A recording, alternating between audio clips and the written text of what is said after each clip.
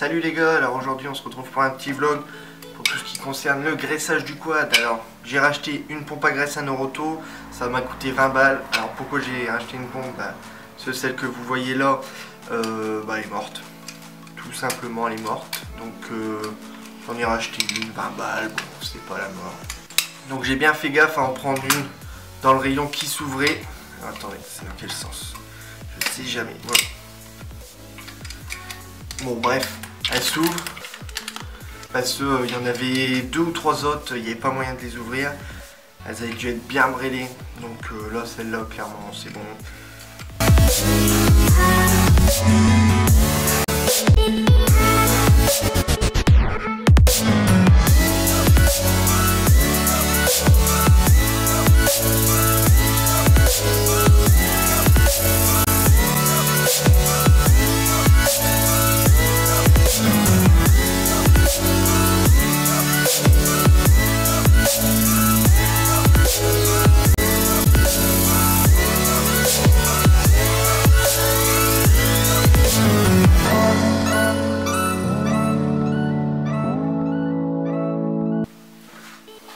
Donc là la pompe est prête.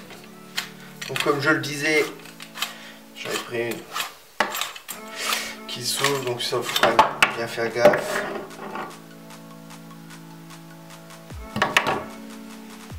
Et là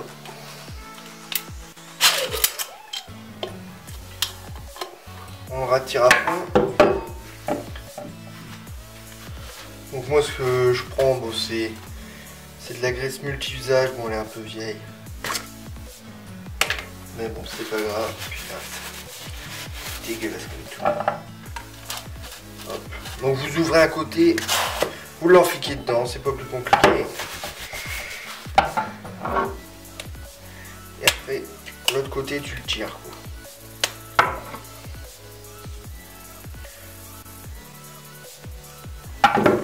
Voilà. Belle.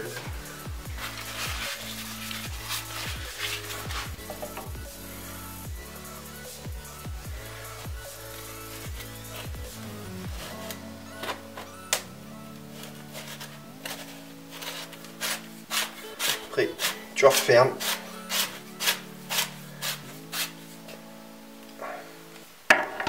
Ici, tu as le petit truc. Donc tu tires sur la grande tige et tu appuies sur la petite. Sur le petit plat pour rentasser. Ça en fait dedans tu as un piston, il va suivre en allant du coup pour te remonter ta graisse. Voilà. Donc là on prend la pompe, puis on va aller sur le quad pour le graisser. Vous avez les points de graissage au niveau des triangles supérieurs et inférieurs. Vous cherchez les fixations de triangles aussi bien en triangle inférieur que supérieur. Donc vous êtes obligé d'en avoir là. Je sais que sur certains quads il n'y a pas de graisseur, mais vous pouvez clairement y rajouter. Donc ensuite moi sur l'outlot je dois démonter le nez du quad. Donc ici pour graisser la colonne. Donc j'ai un graisseur. Je vous le montrerai après. Et ensuite là on se retrouve à l'arrière du quad. Donc je vais sortir mon téléphone pour le petit flash. Donc vous en avez un ici.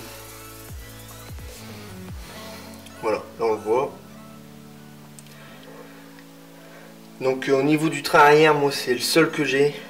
Je sais que des personnes qui sont un peu équipées niveau super quadé on va dire, avec des biellettes de rabaissement tout ça, ils en ont sur la biellette. Putain le pot il commence à morfler, merde.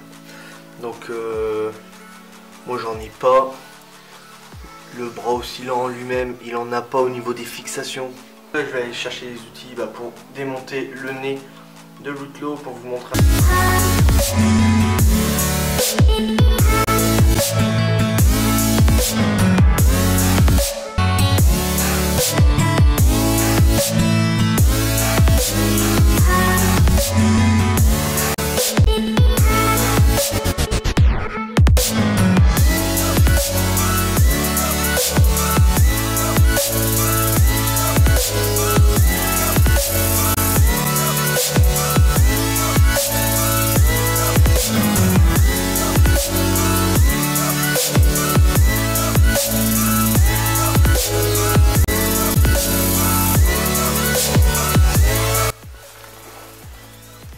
Donc comme je vous l'avais dit, au niveau de...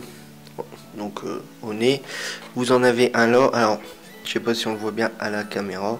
Donc téléphone, hop. Là, voilà. Donc ici c'en est un, ça c'en est pas un. C'est un boulon de masse. Donc vous faites pas baiser. Donc là vous avez clairement vu tous les points importants à graisser.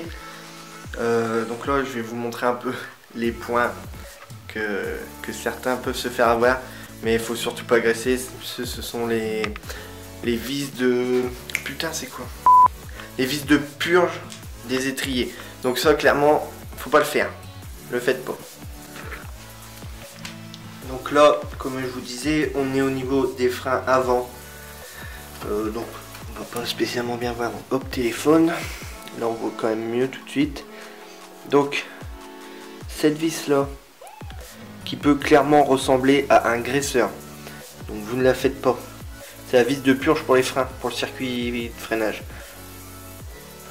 Donc c'est quand vous en mettez du nouveau liquide, machin truc, vous les purgez, vous changez les durites, vous purgez par ici.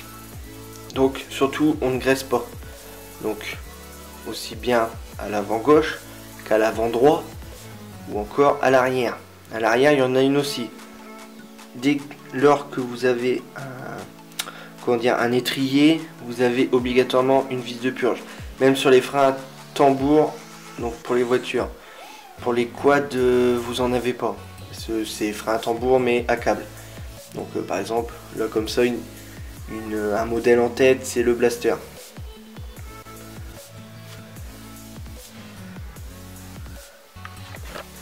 Donc une fois que tu as fini ça, clairement tu remontes ce que tu as démonté. Donc moi j'aurais juste le nez de l'outelot à remonter.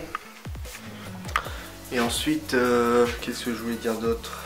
Surtout le graissage c'est quelque chose à faire quand même régulièrement. Une fois que vous avez lavé votre quad. Moi alors surtout vous ne vous moquerez pas mais l'outelot il a un petit tapis de grand-mère hein, on dirait. Donc bon moi j'ai pas envie d'acheter un tapis spécial environnemental je crois qu'ils appellent ça. Donc j'ai mis un tapis comme ça, c'est quand même vachement épais. Et j'ai déjà fait pas mal de vidange dessus. S'il y a une petite goutte à terre c'est beaucoup moins gênant sur un béton neuf. Donc voilà quoi, donc c'est quand même top. Voilà bon les gars j'espère que ça vous aura plu. Je vous dis à la prochaine, allez salut.